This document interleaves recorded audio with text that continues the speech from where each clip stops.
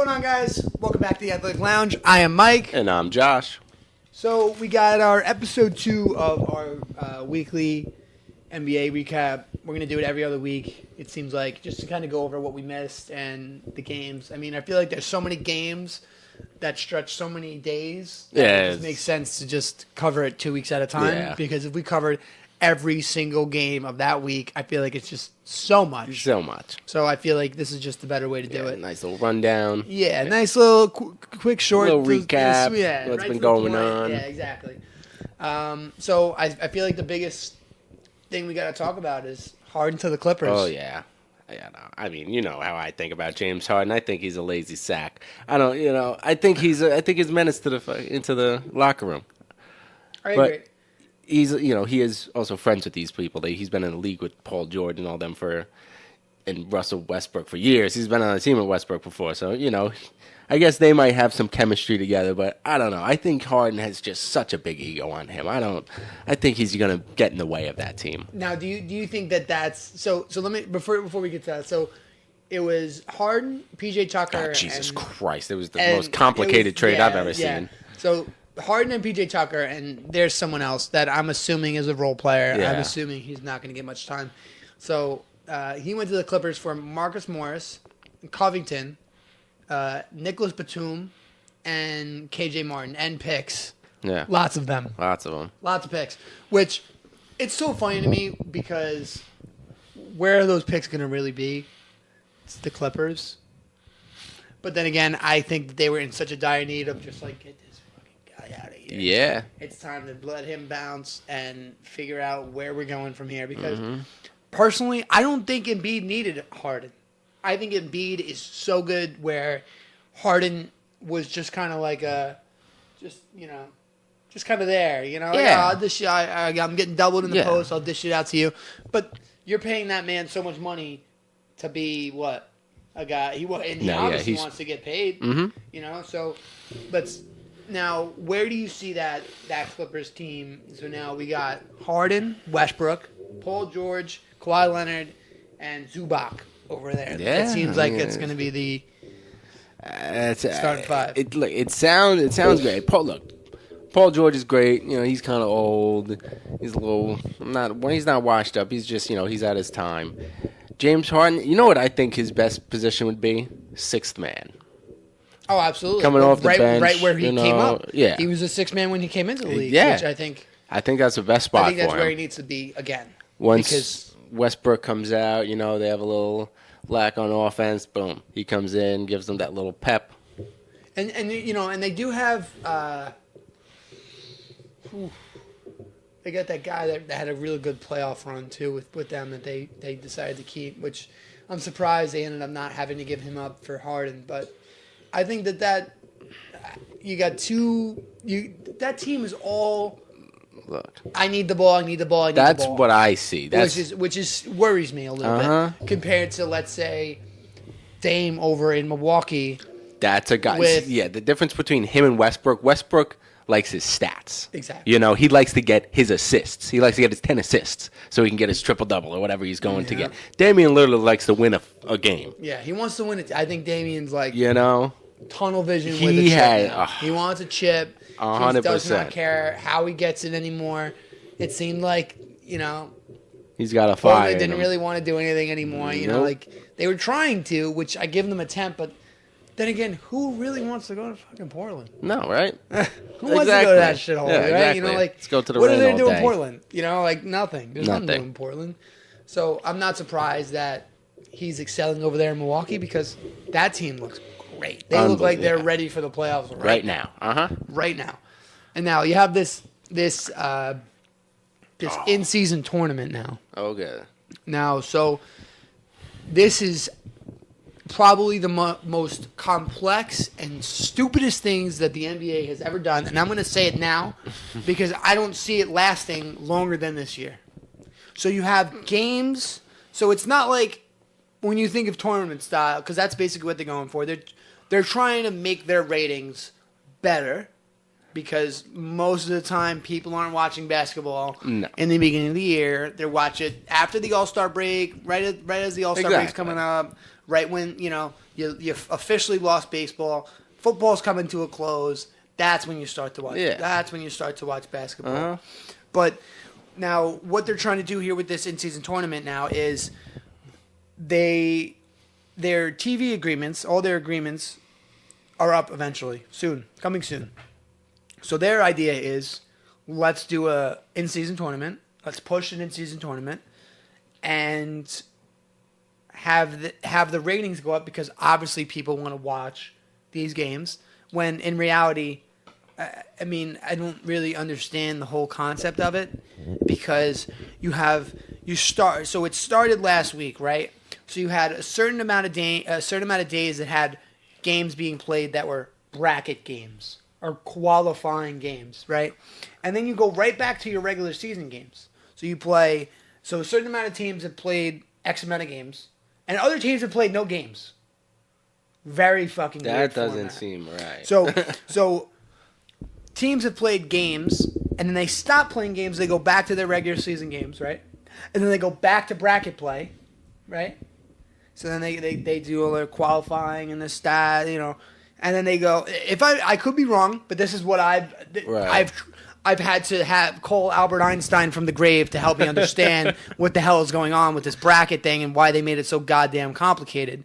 But so after they play these games and they take a stretch of, I think it's just to stretch it. They're trying to stretch this and milk it as much as they can. So, they changed the courts. The courts are red. Oh, there's designs in the middle of the courts.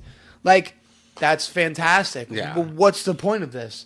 Well, the point is you're gonna make a lot more money. You're gonna get a little bonus, and you get a mid-season trophy, and And I does it help them in the playoffs? What happens if one of these teams wins? Oh, we won the mid-season tournament, but they don't win the actual championship. What's the point of this? Exactly. Like, does it? Yeah. Who? It's not like, I feel like it would be different if it was something in the summer, or if it was something when there's no basketball being played, and we needed. All right. How do we figure out how to bring viewership in? Yeah. Let's do a tournament with, let's do a pickup game with vets. That would be fun. That would be something old to watch. players, Yeah. with Hall of Famers. That's what you want to watch. Gary Payton, Shaq, do something like that. I feel like that'd be more interesting than what they're kind of trying to force feed down our mouth now. Yeah. Which I think is just, it just seems like they're trying to compete with football and baseball right now. But yeah, baseball's already over. That's the thing. It's like, so what's you're trying to compete with football? Yeah. But football's only on Exactly. Monday, Thursday, and Sunday. Why are you? That's true. It makes no sense to me, and I'm sure that they will realize, wow, this really made no sense. And obviously, it's the first season. Maybe they make some kinks to it. I just don't understand. If you're going to do a tournament style, do it before the start of the season then. Yeah. Why is it? What do you have to have? Okay, so we're going to play bracket games on the 17th, the 18th, the 19th, the 20th. But then, that's not even what they do. They go, we're doing bracket games the 17th, the 25th, the 29th, and December 1st. But why not just do it all in a row instead of having a couple games here, a couple games there, and then back to regular season, and then, we have bracket games too. I just think it's very silly. Think it's a waste of time. Think it's pointless. Yeah.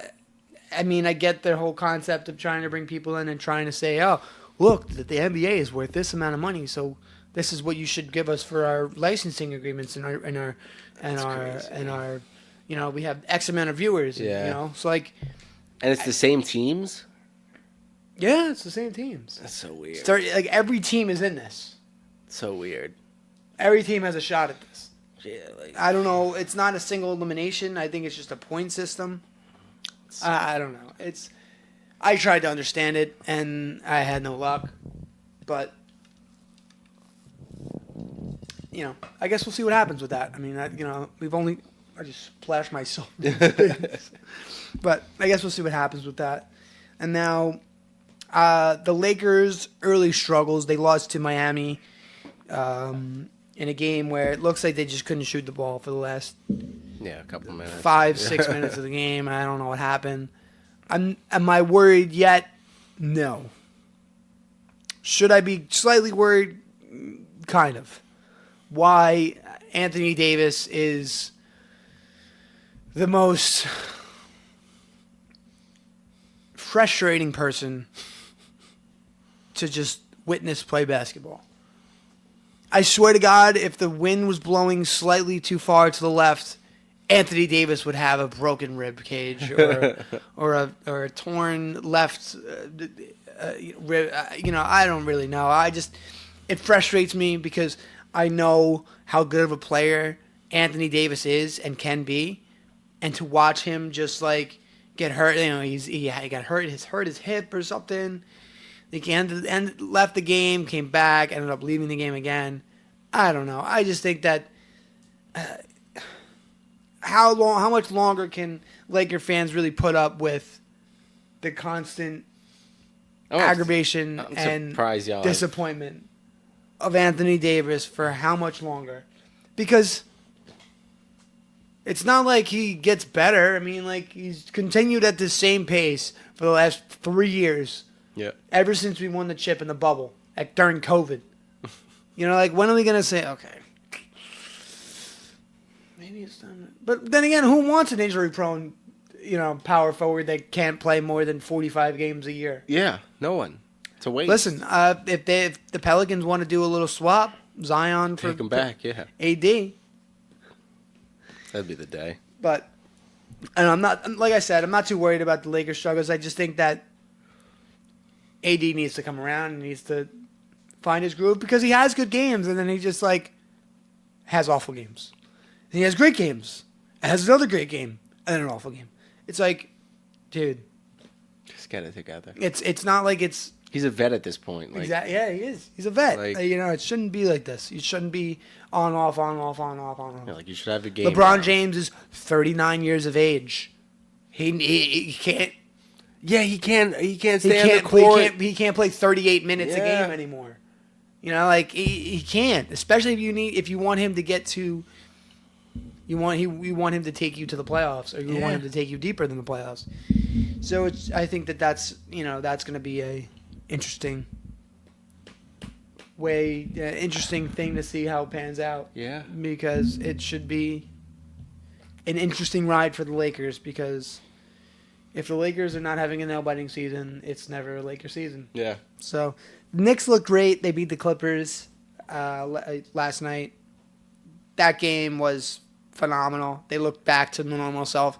The game before that was a problem. Jalen Brunson shot a contested layup. I don't know if you saw that, but Jalen Brunson shot a contested layup, and you saw Randall in the corner. Well, Randall, maybe if you're goddamn in the fucking paint, I don't know why you're standing at the top of the key, get in the paint. Exactly. You are a center. You are a power forward center. You don't. His 3-point percentage has been awful for the last 2 years. You can't shoot the 3-ball. Stop trying to take the 3. When I went to that playoff game last year to watch, I went to the Garden, and I saw. I want to say it was Game 5. They ended up beating Cleveland in Game 5, and. The amount of times that Julius Randle pulled up and shot a brick 3, I swear to God, I'd be a millionaire. It was ridiculous, dude. It was like, don't shoot. Shit. Why is he continuing to shoot outside shots when he can't shoot outside shots? And I think that that's something he will hopefully figure out. Which you would think that Tom Thibodeau, is it Tom Thibodeau? Yes. He was the Bulls coach, right? Yeah, Thibodeau. You would think Thibodeau would kind of, hey, man, stop that. Yeah. Enough of that. You're a center. Yes, you're a center. Enough. Stop it. I hate that. I hate it. That just frustrates me because, I just feel like... Unless you're draining threes as a power forward or center, you should not be out there. Unless you're shooting over 40% from 3. Yeah, dude, stop as a power forward, you should not be outside. You should not even be standing outside. No. You should let alone breathing on the outside of that arc. Yeah. Stay inside. That's what you do. Yeah. Drop step. Inside. Layup. Done. You're a big dude, Julius Randle. Yes. You're a big... you got a nice little muscle on you. Dude... I don't understand why it's so hard to understand as a fan watching the Knicks basketball, how is it so hard for you to just realize, wait, I'm a bigger dude. If I have the mismatch and I have the switch, why am I not taking him inside or drop step back, backing him down? I don't understand why it's been like this for 2-3 years now. Why hasn't it changed? You paid these guys, you paid Julius Randle all his money. Why is he still shooting the ball from outside the goddamn arc? It makes no sense to me. No sense. Now, top 5 players right now in the NBA. You go first. Now, I want to say, I'd probably say Jokic. Number 1? At 1. Yeah. I'd say Jokic at 1. It's like yeah, but yeah. He's just such a Yeah, I mean, dominant. I'd say Tatum at 2.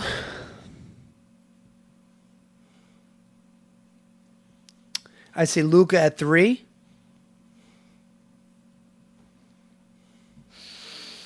Now, I think this is where it kind of gets a little tricky here. Is 4 or 5.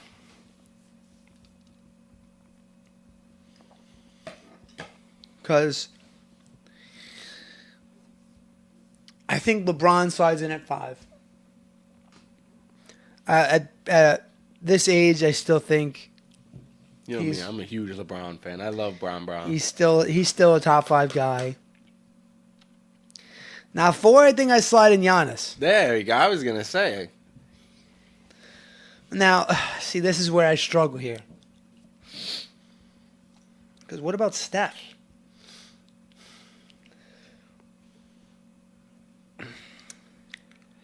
Yeah, I mean Steph could. I think Steph's probably right around LeBron here. Yeah, like he's just. I think it's probably. Honestly, I'll just give you my 10 because I feel like that makes it so much better. So I'm going to say Steph at 6, KD at 7,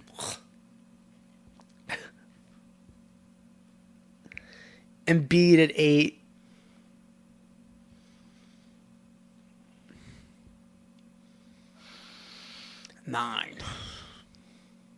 Nine and 10.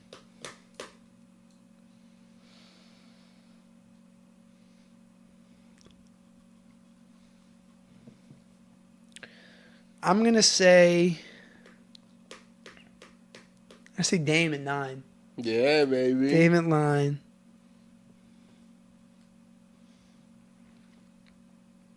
And I'm trying to think, like center wise, who is really that guy?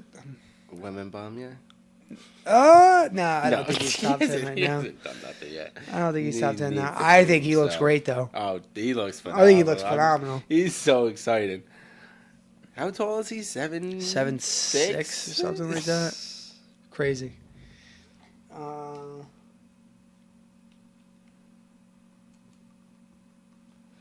I think I have to put Kyrie there. Kyrie is such a menace. He's so good. Yeah, I think I got to put Kyrie at 10 You there. can't stop him. He's just such a I think he's overall he's a phenomenal player. best like ball handler, like cutter, like just slasher. Like he's so good with the ball and just going wherever he wants to go, he can just get there. Yep. He's just such a oh my god, watching him play, it's like watching. And now he's had a full season. He's gonna have a full season with Dallas. Now I feel like he should definitely be right there. Now, what's your top 10? I should say, looking like. I'm not doing top 10. I'm gonna do top 5 for you. Okay. So, my top 3 is the same as yours. Okay. And see, no. Sorry, you put Tatum as your 3, right? Put Tatum as my 2. You put Tatum as your 2. I put Luka as my 3. Luka as your 3. Okay. See, yeah. I mean, Tatum is an absolute monster. Yeah, I think Tatum is gonna have just a solid year too again. But I don't know. Like, you really think he's that much better than Giannis? Tatum Yeah. right now. Yeah. Because you can't stop Giannis. Because no, and I agree, but I do think that Giannis's effective. I don't even want to say effectiveness. I'm gonna say Giannis has just kind of went down a couple spots because you got Dame over there now. So you're not. It's not all through Giannis now. It just makes. It doesn't mean that he doesn't mean he's a worse player. It just no. I'm not saying it makes him a worse player. I'm saying that from what I've seen so far, I think Tatum's a lock. I think Luka's a lock, and that's why I think Giannis is right underneath Luka because I think Luka's played phenomenal so far, and I think he's going to keep playing phenomenal. Yeah, even Luka. I don't know if Luka's even better than Giannis. Giannis is a. I'm saying right now, at this moment in time, right now, from what I physically have seen in the last, what have they played? 7 games? 6 games? Maybe. That's what from coming out, watching these players play, I've seen Luka play better than Giannis. All right. In these last 7 games. That could change. Just like football. Okay, I understand. All right. So you think Giannis is on the Luka there too? Yeah, that's what I don't know. Or do you think LeBron? I mean, where do you sit LeBron there? I mean, LeBron is always—he's just such. You think he slides in at 5 there? Yeah, LeBron will slide in at 5. LeBron at 5. Now, what are you thinking for 4 here? KD, Steph. Yeah, no Steph here too. Definitely not KD. Steph. I mean, you get Kyrie, Dame. Steph at 4. When you put Giannis at 6? No. I'd put Giannis ahead of Steph. And I put him ahead of LeBron. You get rid of Luka here? You think you get rid of Luka and you put in Giannis? I don't know if I can get rid of... See, I think See, that's the thing. I don't know if Luka is better than Steph. I mean, maybe... That's the thing, I don't... Steph is just such a... Yeah. You can't take your eyes off. It's funny. I heard. What's his name? Isaiah Thomas. Yeah. Say that he thinks that Steph got better, which he doesn't even know how that's possible. I don't even know how that's possible. Well, but it says he got better as a shooter. What do you work on? Mm-hmm. Shooting. You don't. You're not a high flying dunker that loses their hops. That's true. You're just a more effective shooter. You're as long as your ACLs are all right. Exactly. As long as your wrist ain't broke. Yeah, that's a good point too. So you think Steph fits in there at 4? See, but that's the thing. I don't know who I'm taking out between Luka or because I don't want to take out Giannis. That's why I decided to do 10 because I'm like I can't imagine doing 5. So you're right, because realistically, Steph could be 5 and LeBron could be 6. Yeah. But I'm saying right now. I'm not saying off of and if I'm thinking accolades. Someone that's they really if LeBron wasn't on that Lakers team, where would that Lakers team be right now? Obviously nowhere. Anthony Davis and and they wouldn't D'Angelo be doing Russell. If Steph wasn't there, obviously it wouldn't be anything. But I think it would be.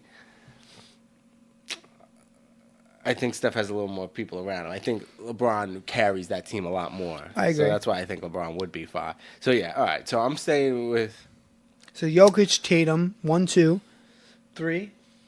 I put Giannis. 3 is Giannis. And then I'm going to do Luka and then Bron. Luka, then Bron. All right. And I had Giannis at 4. You have Lucas, I had Luka at 3, so we just kind of flipped those 2 on LeBron. Well, yeah, I mean, I think that's so hard to do. Yeah, I mean, I think, like I said, I feel like next week this list could be totally different. For sure. Or next 2 weeks, I should say, but it should be totally different. So I don't know. I feel like this is definitely a good baseline for right now. I definitely feel like these players are. Definitely the best in the league right now. Yeah. So, but anyways, got anything else for us, pal? I think that's it. All right, cool. But anyways, guys, don't forget to like and subscribe. Always. Don't forget, every 1,000 we're doing a giveaway. So like it up, all social platforms, subscribe, follow us. Yes, sir. Thank you guys for watching. Appreciate it. Thanks, guys.